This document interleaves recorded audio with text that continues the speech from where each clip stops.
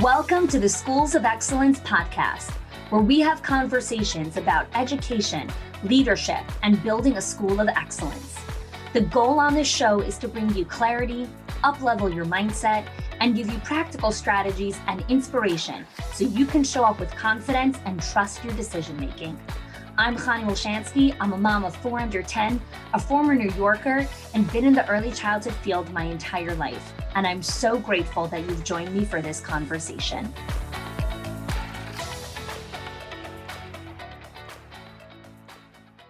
Welcome. This is an interesting episode, very different from our usual programming. So I wanted to take a minute to explain what you're about to hear today. This is a 2-part series, which is an excerpt of the Priorities Reset call that I do with the members of our Directors in Our Circle and our Owners HQ program every 90 days. So in our flagship Schools of Excellence program, where we support directors, owners, regional managers, VPs of operation, and executive directors, every 90 days, we do something called the Priorities Reset call. This training is divided into 3 parts: reflect, restore, and recast. In today's episode, I'm going to share with you the first 2 parts of the training, reflect and restore. I share some insights when you first listen into the call. Remember, you're listening into a training that is exclusive for our members, and we're sharing this to really give insight, one, into helping you create your priorities, but also to get a lens into the quality and the level of training that exists outside of your current world right now. So in this training, I share a lot of insights from the first Priorities Reset call that we did in January of 2022. Which is just a couple of months ago. This is a training with a lot of questions and an interactive experience. And so while usually you may listen to the Schools of Excellence podcast episodes in the car or while you're doing other things, this is an episode that I recommend listening to with a pen and paper, as you'll want to take a lot of notes.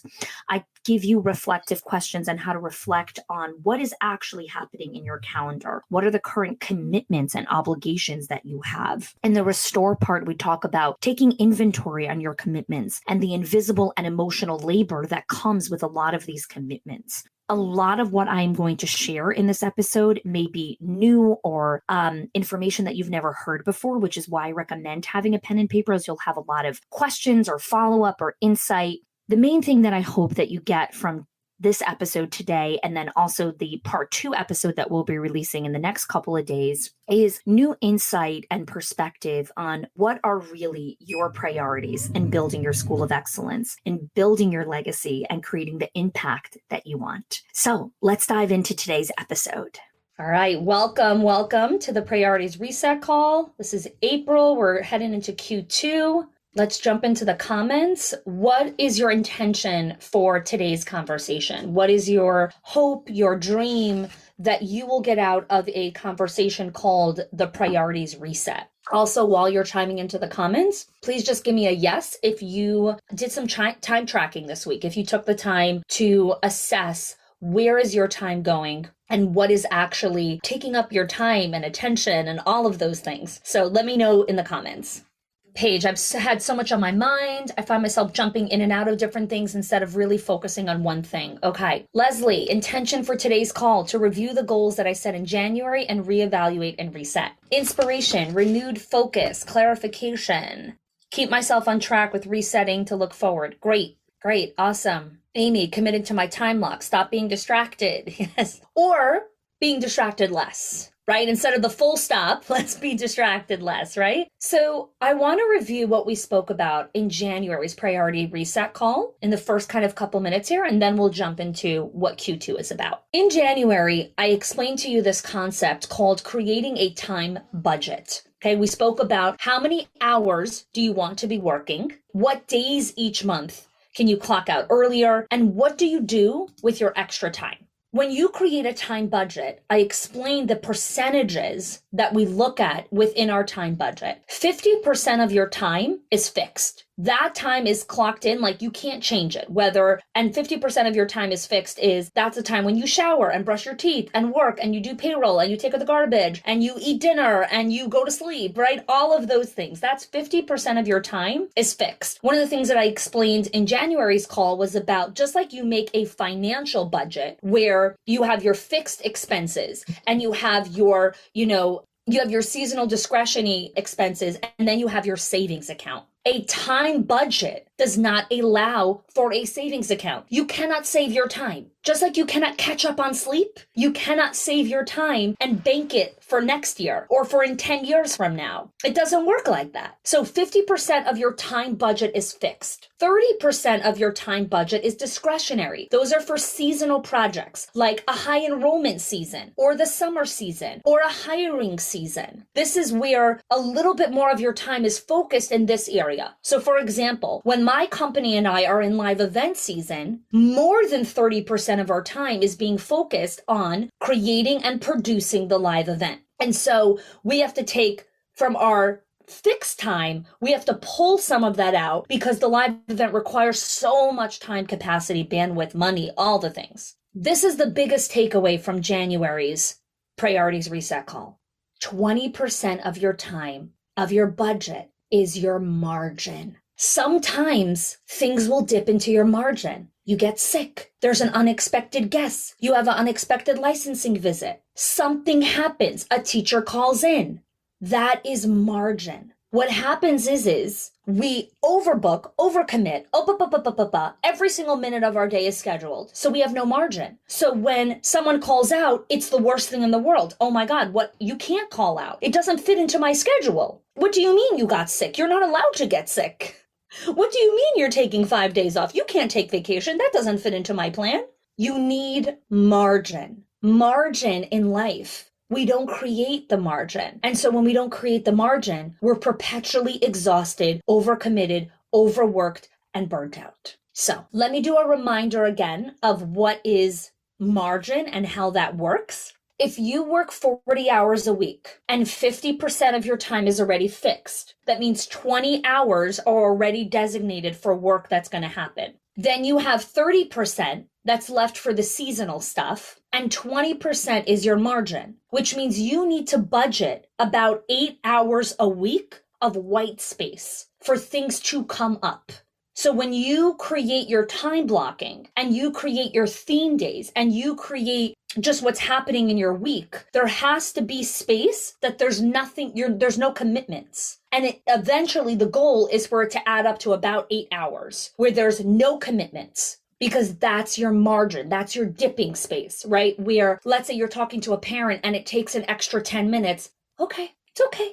I have time. I have margin. Or you had a one-on-one and the teacher was crying and you needed to give her a few minutes. That's okay. It's not, sorry, you got to stop crying. I got the next one coming in. There's margin. There's space. But we have to plan for space.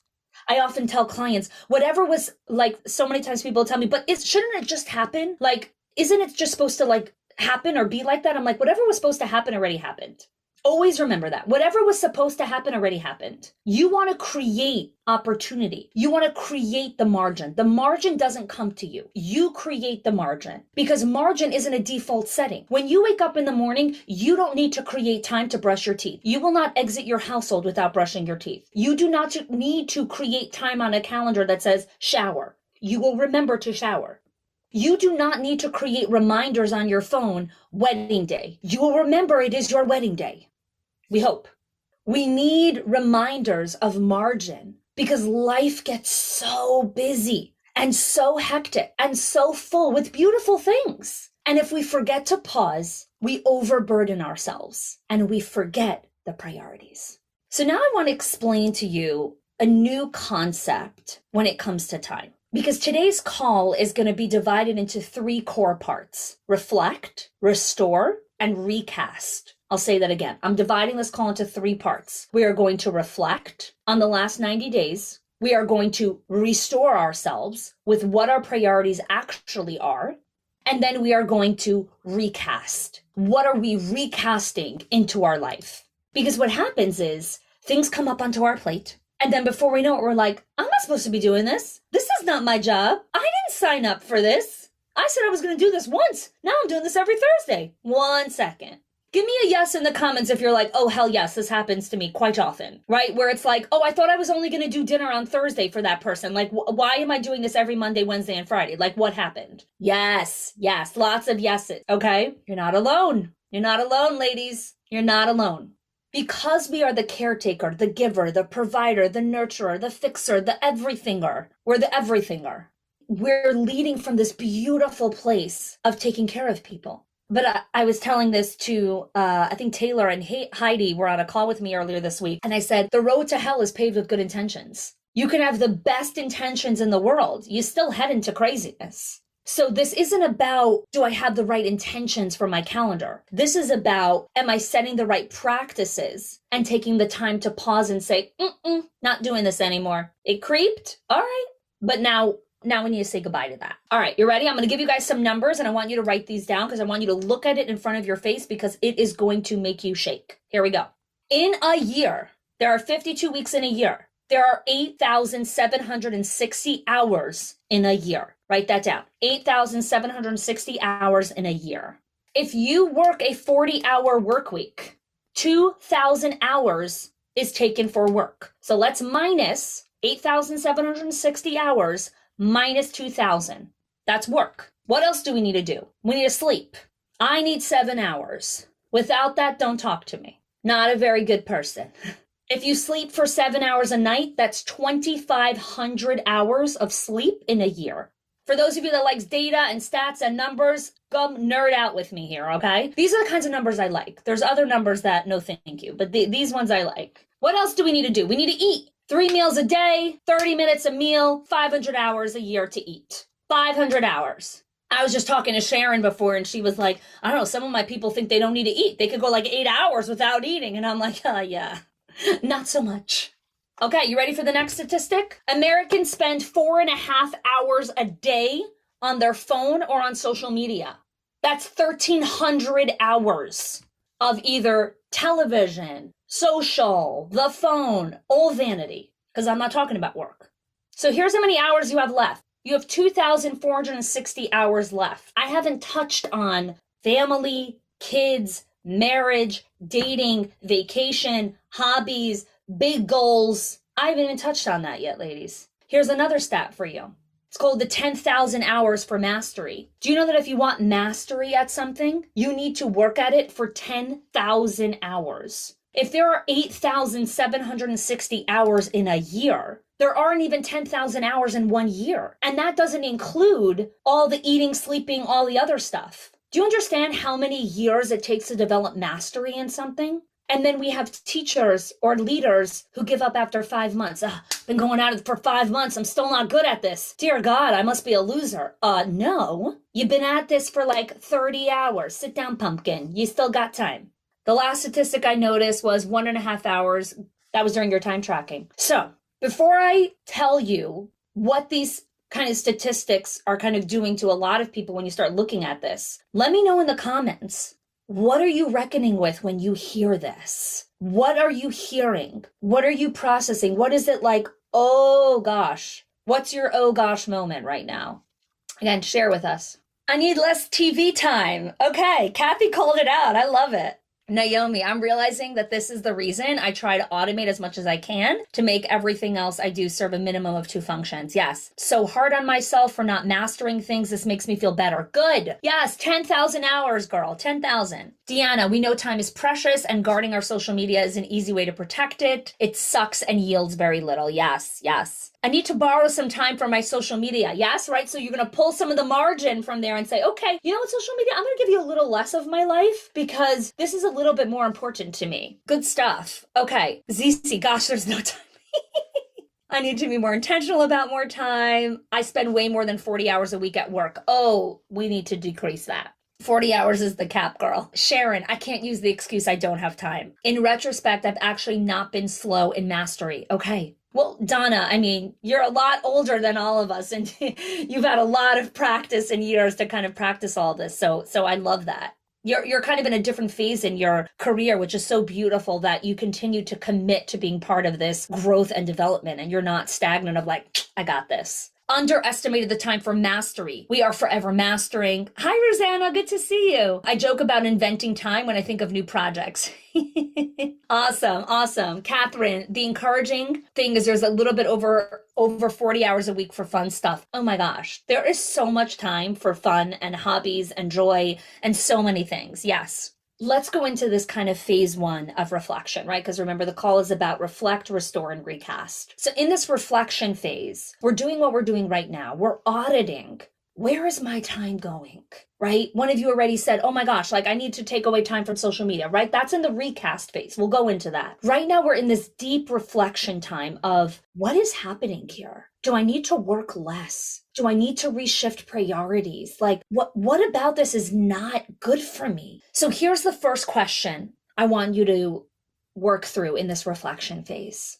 What were the top 2 most significant decisions that I have made in the last 90 days? I'll say it again. What have been the top 2 most significant decisions that I have made in the last 90 days? And I'll explain to you in a minute why I'm leading with that question for reflection. But first, I want to give you a chance to reflect. What have been the most significant decisions? And you can choose to answer this question from a personal perspective or your professional perspective, right? It might be the 2 most significant decisions in the business or the 2 most significant decisions in your personal life. I'm just going to loop back here for a second while you guys share with me in the comments your 2 significant decisions. Mike shared something really powerful when I was talking about the 10,000 hours of mastery. My limiting belief is I'm not good enough, and mastery takes time. Reflecting on giving myself the patience of where I am spending my time so that I can put more time towards the mastery and balancing, right? The rest, the moments of quiet, nature, peace.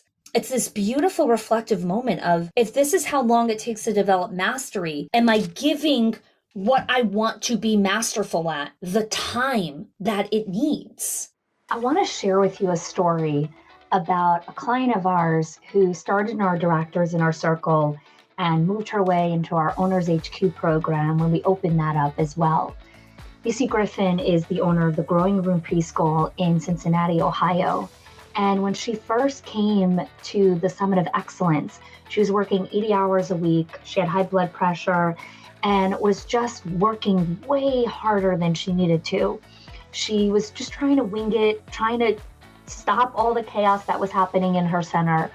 But the biggest thing she was really looking to shift was the culture around turning her center into a career for her teachers and for them to stop looking at their jobs as being babysitters. She wanted to raise the standard. She wanted to create a culture where people were proud of where they went to work.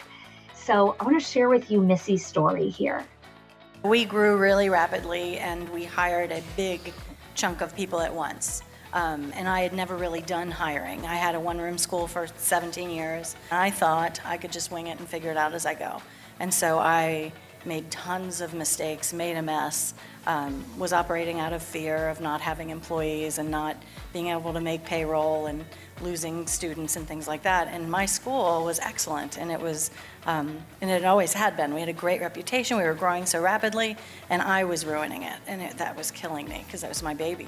And so I went online and tried to figure out what I was going to do about that, and repeatedly saw Connie's name. So I was like, all right, I was looking for a book or something. Like, I didn't even know these kind of things existed. So I came last year, and I remember sitting out there and looking at the women up here that were on the inner circle, and I was just thinking, wow, they're running really great schools, and I'm not, and I'm going to get there. And so my biggest epiphany was, I didn't have to dumb down and take anybody.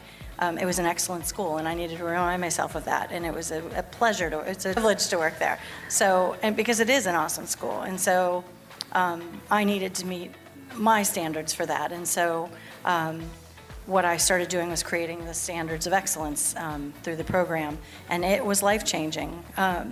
And so I cry a little. And so I realized that. Just like with our kids, we set high expectations for them, and when they meet them, they're proud of themselves. And I don't know why that didn't sink in, but as soon as we set the standards high for the teachers and told them crystal clear what they at least had to meet, then they all kind of rose to the challenge, and they all think of it as a career now, where it was, like I had one teacher tell me it felt like babysitting, and I was like, oh, ouch. Not that that's like a bad thing, but I mean, that's not what I'm running here. This is a school of excellence. Yes. And I knew it, but I couldn't get it across to anybody else. So what I needed to do was quit not raising the bar for them. And as soon as I did, it was like overnight almost. They, we had them sign their standards, and they instantly rose to the occasion. And my life went from chaos and crazy. Like, my blood pressure had gone up. I hadn't seen my husband in a month. Like, it was crazy. I was working like 80-hour weeks and still failing. And I couldn't do any more than I was doing. I was just doing it wrong. So now I'm working half as much. My blood pressure's down. And it's amazing. So this group of women that I was so excited to watch and observe, and I was so envious of, I can't believe I'm sitting up here. You may have found yourself nodding your head or just taking a deep breath when you heard Missy share her story. You may resonate with parts of it, and part of it may be your life right now. And I want you to know that Missy's story isn't unique or special. It's a story of thousands of school owners who are struggling to really get out of the chaos and get out of survival and really learn the systems, the processes, and most importantly, the mindset to be a leader and build a school of excellence. So if you're interested in learning more about our Directors in Our Circle, our Owners HQ program, I invite you to apply. Our link is in the show notes. The reason we have an application process is because this group is a small, curated experience of owners and directors who are really committed to their growth, to the pursuit of excellence, and to building long-term sustainability, legacy, and profit in their schools. I look forward to seeing your application, and I hope you join us. Okay, so let's reflect on some of those top decisions.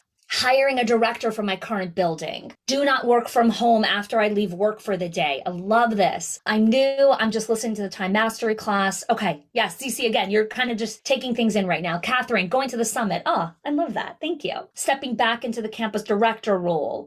I stopped coaching and ended a toxic relationship. Creating time in my schedule for family and for faith. Joining this group, taking a Yiddish class just for fun. I love that. So this is so cute. This is so important, Deanna, where it's like, in the time that we have allotted to us every single year, do we filter? This is the next reflective question.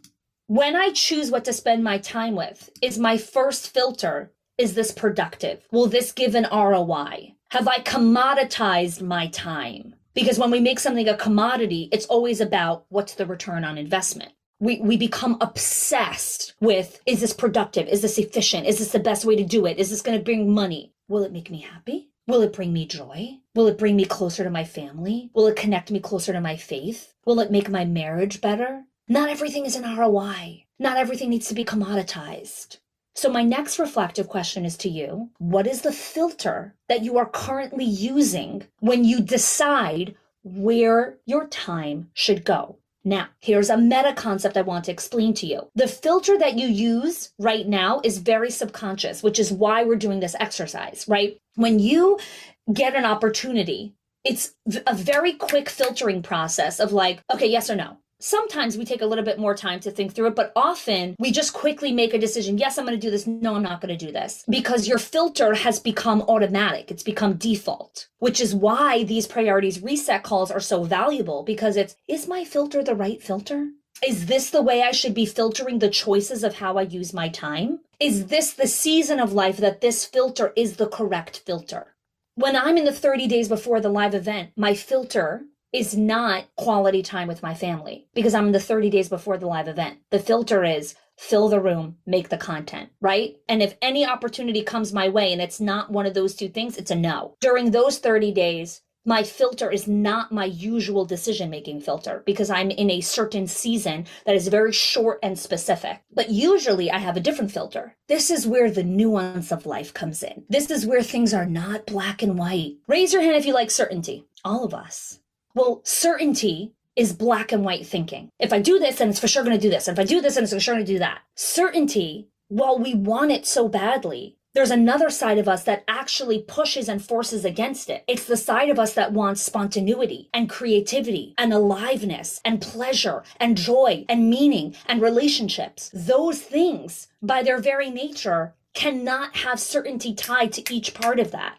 Because then we've completely, like, now it's just all monotony. That's not fun. That's not exciting. So we need creativity and stability, but we also need all of these things. So going back to my original thing, what are your filters? Let me know in the comments. What are your filters? I love this. Paige said, refocus on spending time to work on my marriage, ripping off the Band-Aid, forcing myself to spend more time working from home. I love that. I love that. Two huge decisions that the ripple effect of those decisions will really start to be felt in the coming weeks and months. Marcia, let's talk about some filters. Personal filter to make myself a priority and stop putting everyone else first. Oh, these were your decisions that you made. Sorry, never mind. I'm mixing things up, but I love the decision. And business, investing in my continued education. Thank you, Marcia. Mel, right now, my first filter is, when is this due? Okay. Again, we're being real, right? We're being honest here. Naomi, is this moving me towards my goals professionally and my personal life? Amy, is this a healthy decision for myself and my goals? Okay. Anyone else want to share kind of your filter? Again, it's normal if you don't know the answer to these questions. These are questions that normal people actually don't ask themselves. Everyone on here is actually not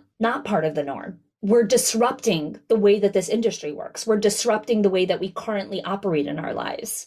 Most people are not asking these questions, which is why it's so hard to answer them. Let's look at some other reflective questions. Is there anything that I'm currently committed to that I can completely abandon and let go of? Is there anything that I am currently committed to, anything that's on my calendar, any current commitments that I have, that I can completely abandon and let go of? The reason I use the word abandon, because it's a very strong word, is because this is different than saying, oh, I'm going to delegate this. Abandon and let go of is, it's out of my life. It is no longer in the ethos of what I think about. It's very different than, I'm going to delegate this. It's important to delegate things, but that's not what we're talking about here. These are hard questions, ladies. These are hard questions. A good hard, but they're hard. Catherine is abandoning being a teacher in extended care. Congrats. I love it. Leslie, special events for our centers. This should be something that our center directors do. Okay. You're not there yet. Okay, beautiful. Thank you for recognizing where you are. And the other thing I want to share, Deanna, and for everyone, you don't need to catch up. There's no race. You're exactly where you need to be. If you're not here right now, then you're just not here right now. Be where you are. Be where your feet are. There is no judgment in not being in this place yet, right? Everyone is in different phases of the journey. I'd like to say cleaning my house, but that's delegating. Yes, that is delegating. And I think everyone should delegate cleaning their house to someone else. But that being said, that is delegating. That is not like, letting go of abandonment. Erin, okay, here we go. This is great. Worrying about tomorrow.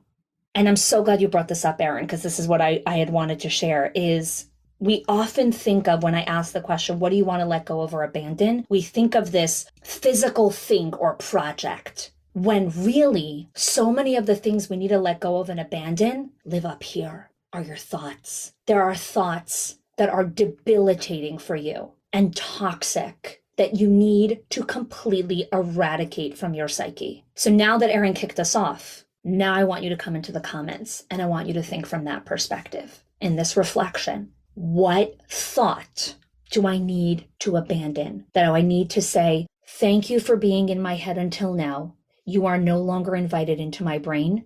Goodbye.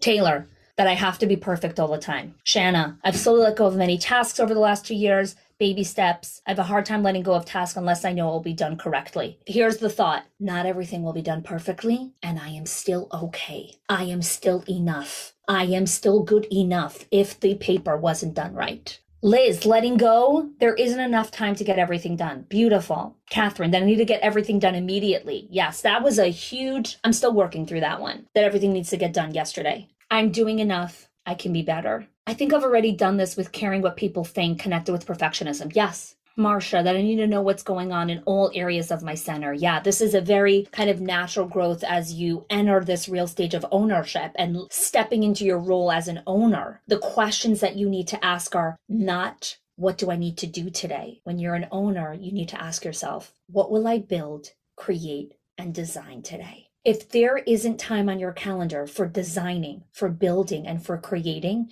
you're not an owner. You're being a doer. And an owner cannot be the doer. Because if you have everyone being a doer, then when we get to a certain milestone, everyone looks at the owner and says, what's next? And the owner says, I don't know. I haven't had time to think about what's next. This is why you must live in the visionary place of building, creating, designing. You cannot be doing all the time. It is dangerous for the lifeblood of your business. It's actually dangerous. An owner must be vision casting. Everything quote unquote bad that is happening within my building is a reflection of my leadership. This is so interesting. And for those of you that are raising young kids right now, this is often something that I reflect on as a parent, where I'm like, I often feel like whatever the product of who my kids are is a reflection of my parenting, for better or for worse, right? So if they're doing a great job, I'm like, scores, like I'm doing a great job parenting, right? And then if they're not doing such a great job, I'm like, oh man, I'm such a screw up. Like what, how can I can't teach them these manners, right? Or these whatever values. Not everything is connected to you. Not every single thing is your fault and you're this and this is the balance of leadership of, yes, you need to create the right environment. Yes, you need to have the difficult conversations and you need to do the deep work. And some things are just going to take its course. And that belief and acceptance is so hard. But when we get there, we operate from a place of fullness and okayness. I'm okay. It is okay. Sharon, I'm a helper. I need to stop doing things for teachers rather than giving them the tools. I will abandon doing tasks for my teachers to try to make things easier for them. Thank you. So let's move out of the reflection phase. But as we move out of this reflection phase into the restoration phase, I'm going to give you a little journal prompt that I want you to do before we go into restore. And this is the journal prompt. What is the story that my calendar is currently telling me? What is the story that my calendar is currently telling me? When you look at something, it tells you a story. When you look at your bank account over the last 90 days, it will tell you a story. It will tell you a story of what your values are, of where you spent your time, of how you spent your money. It will tell you a story because the numbers don't lie. Your calendar will also tell you a story because the data doesn't lie. So I want you to journal prompt on what is the story my calendar is telling me. Just give me a yes in the comments if this is an exercise that you would like to commit to. Again, this is optional. We're not mandatoring this. That wasn't a real word, but that's fine. So we're stepping out of reflection and let's go into restoration. In this restore phase, the first step that we do is we take inventory. So let me explain to you from a high level, what does inventory mean before you take inventory of your life? So before you go away for the summer, before you go spring shopping, before a new store owner orders new supply, or you as a business owner order new supplies for your staff, you do something called inventory. The point of inventory is because we don't want duplicates. We don't want to spend extra money on things that we already have. We don't want extra stuff in the closet when we already have 50 glue sticks. So now we are going to take inventory of everything that you are committed to. Because here is what's really important to remember about women. Many of you have commitments that are not on your calendar. They are in your brain and in your heart. It's called invisible labor. And this is why we have to take inventory of all of our commitments. So I asked you all to prepare for today's call with taking inventory and tracking your time. In this restore phase, we're going to take inventory of your commitments. So I'm going to read through you a list of some commitments that you possibly have. And on your own piece of paper, I want you to take inventory of your commitments. Family is a huge commitment that is multi-layered and multi-dimensional. There is nuclear family, which is immediate family. There is extended family, brother-in-laws, sister-in-laws, in-laws. There is other extended family, uncles, aunts, nieces, nephews, cousins. There are family dinners that we are committed to. There are family functions that we need to be a part of, whether that's the annual Christmas party or the, July 4th barbecue. So when someone says family is my value, I'm like, great. You have hours and hours of commitment then when you say yes to family, right? And especially if you have a big family, right? I have 8 brothers and sisters. Mayor has 9 brothers and sisters. I can spend my whole life just taking care of family. I've got 120 cousins, right? So we have to be selective about who comes into those commitments. So that's family. Now, by a show of hands, how many of you are connected to your own community where you live in, whether that's a religious community or your neighbored community? You're connected to at least one type of community, whether that's a mom group or a book club group. Okay, how many of you are connected to at least one type of community? This is a community right here, right? So this is one type of community, okay? So I want you to let me know in the comments if you're connected to more than one, right? This is one. So if you're connected to more than Schools of Excellence community, what are those communities? Let me know in the comments, right? Just give me a list of some of those communities: mom groups, book clubs, business masterminds, religious groups, whether you go to church or to synagogue. Like, those are all communities. Church groups, okay. Let me know in the comments. Let's hear what communities you're committed to, right? Because here's the thing. On your calendar, it might not say, make dinner for mom that just had a baby in the church. But when you get requested for it, you will do it, which means it's a commitment that exists in your life, even if it's not currently on the calendar. And that's what margin is for. Okay, let's hear. Religious groups, friend groups, family, church, friends. Catherine, none other than this group. Okay, crafting, soccer team, health accountability tribe, neighborhood, high school friends, college friend, boys moms groups. That's a fun group. Ministry team at church, staff night outs, firewives. I didn't know you were a firewife, Erin. I need to introduce you to someone. I did not know you were a firewife. I have someone that I need to connect you with. Okay, synagogue, board, kids sports groups. Yes. Okay, ladies. Look at all of these commitments, but they are beautiful commitments. They bring meaning and purpose and joy into our lives, or you wouldn't be part of them. So we have to make sure when we're taking inventory, we're saying, am I creating enough time for me to be part of the Boys Moms group? Is this important to me? Am I creating enough time for me to sit on the board of these nonprofits? And what we need to remember is, as you move through the success ladder, you will get more and more and more opportunity put in front of you. I get asked at least 4 times a year to sit on some board. And I have a rule: I don't sit on boards. For now, in this season of life, I have too many other commitments. I can't do it, right? And that's where the filter comes in.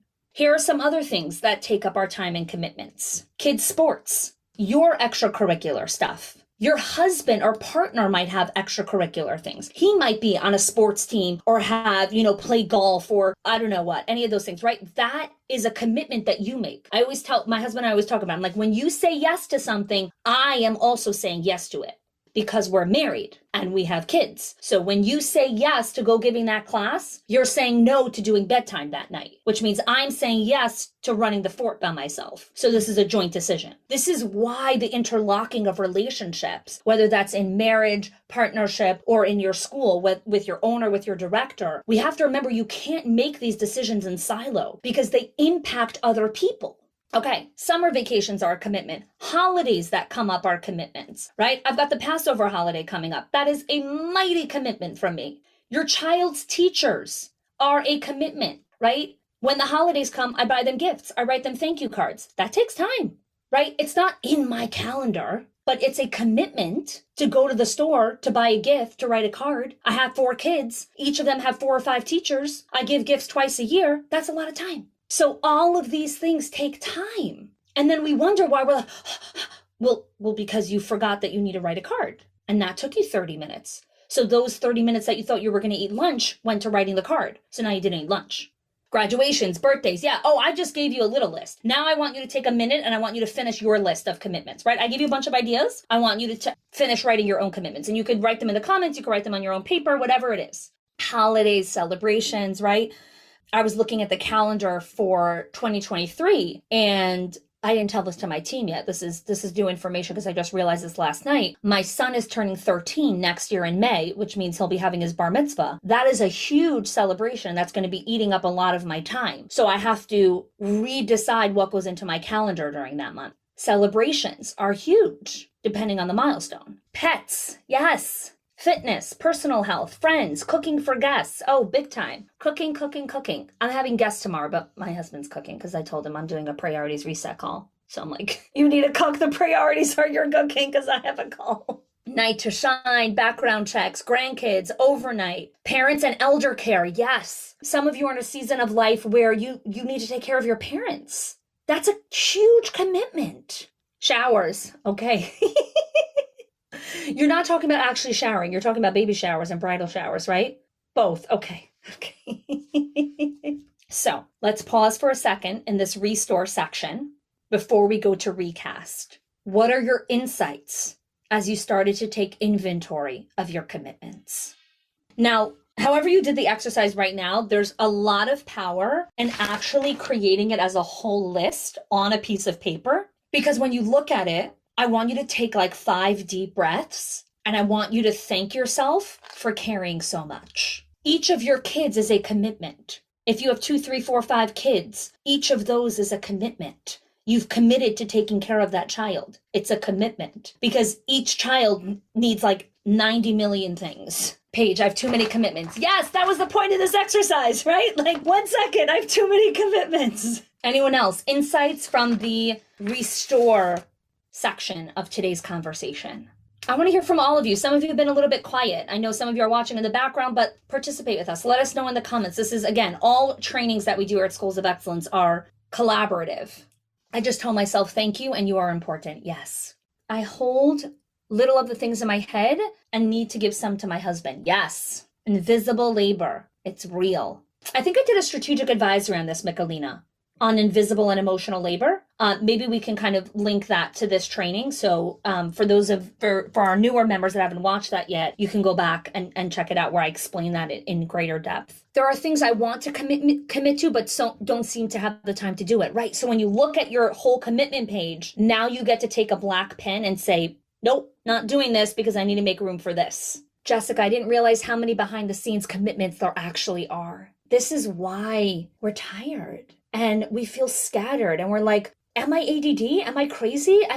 Do I need medication? Like, what's going on over here? Like, why can't I focus? And there might be a place for that. And there are actual diagnoses for ADD and you might need medication. I'm not against any of those things. But sometimes it's a simple thing like there's too much on my mind. There is just too much on my mind, which is why you're forgetful. You don't have baby brain. You just have too much on your mind. New commitment, naps. By the way, I love naps. I take one every single day. I think I said this in one of the podcasts, but maybe I should do a whole podcast on napping. I nap every single day before my kids get home for 20 minutes every day. I close my eyes and meditate, and then I end up falling asleep. I need it to be a normal mom. So every day I close my eyes, and my husband's always like, you're 34. Like, how are you napping? I'm like, you know what? Naps are not just for toddlers. They're also for grown-ups. I think naps are more for grown-ups than for toddlers. My toddler used to hate taking a nap. Heidi, I'm uber committed to work, which I love. However, this is so eye-opening on readjusting. Yes, right? We make everything about work. Here's why. Work gives us the biggest dopamine hit than any other of these commitments. Because when you do something, you get rewarded very quickly with this feedback, right? And so work gives us these feedback loops of success and of winning more than sitting on the floor and playing with our child, more than reading a book, more than going on a date. And so our brains naturally seek those dopamine hits. And so I love, this is the restore and reflection, which is like, do I want these dopamine hits or do I want others? Deanna, I hold so much in my head. I don't calendar them. I relate so much to invisible labor. It makes sense why it's so hard to add more time to the category that I want. Good sleep is the best. Yeah, for sure. For sure. This makes me think of the book Fair Play. I am obsessed with the book Fair Play. I am still trying to get her on my podcast. I will. It is a goal. Fair Play is an amazing book. For those of you that have not read it and are in a committed relationship and have children, please go read that book. It is a phenomenal, phenomenal, phenomenal book. Okay, by who? Oh gosh, where's the book? Who is it by? Right here. Fair Play by Eve Rodsky. It's a great book. Very easy access, as you can see. We reference it often. My husband and I read the book. We did the cards to bring awareness to the visible and mental load that women carry. Yes. I feel guilty when family call or staff and I give too much time overall, then I lose out on the things that I wanted to do for myself, right? This is the balance, right? This is this balance. So a lot of insights. So we've been through the reflection phase. We've come through the restore phase. Now we're going to step into recast. All right. That was a lot. And for many of you listening, a lot of what I shared is probably a brand new concept. like how to create a time budget and creating margin in your life. This concept of creating margin is actually something that I talk about in a different episode called The Ideal Week. You can check into that. And in the next episode on this series, I'm going to be talking about recasting what commitments you want to recast into your life to continue to design the life that you desire. And so while today's episode was, intense, there was a lot of things that I'm sure you reflected on, and I hope that you took the time to do the exercise alongside. I would love to hear from you. I would love if you can join our conversation on Instagram or in our Facebook group and share with us some of the insights that you had from today's call. If you enjoyed this training, if you learned something new, if you feel that you had an insight or just this little transformation of, this is something I want to stop doing or start doing, I want to share with you that this is just one of the many different types of support and training that we offer exclusively to our members on an ongoing basis in our Directors Inner Circle and in our Owners HQ program. So if you enjoyed today's training, I would encourage you to take some time to apply for our program and see if this is a right fit for you. The link for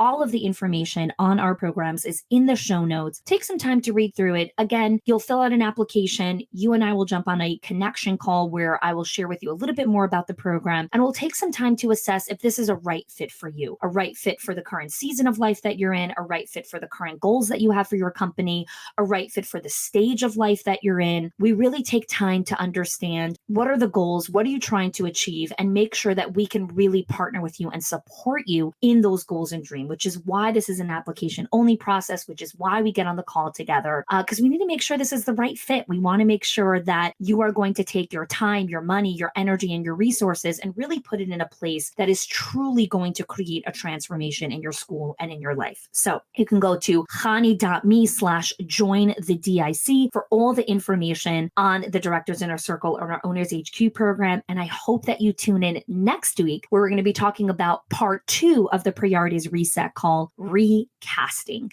Thanks for joining us on the Schools of Excellence podcast. If you are loving the Schools of Excellence podcast and have gotten any value out of it for your school, I would love if you can do 2 things for me. 1, subscribe to the show so you never miss an episode. And 2, can you please leave us a review? Reviews help other school leaders know that this is the place to learn how to build a school of excellence. And I would be so grateful if you can do that for us. Your help and support makes this show to be able to be listened by the thousands of other school leaders all around the world. Thanks so much for listening, for giving us your time and attention each and every week. And I appreciate that you have joined us.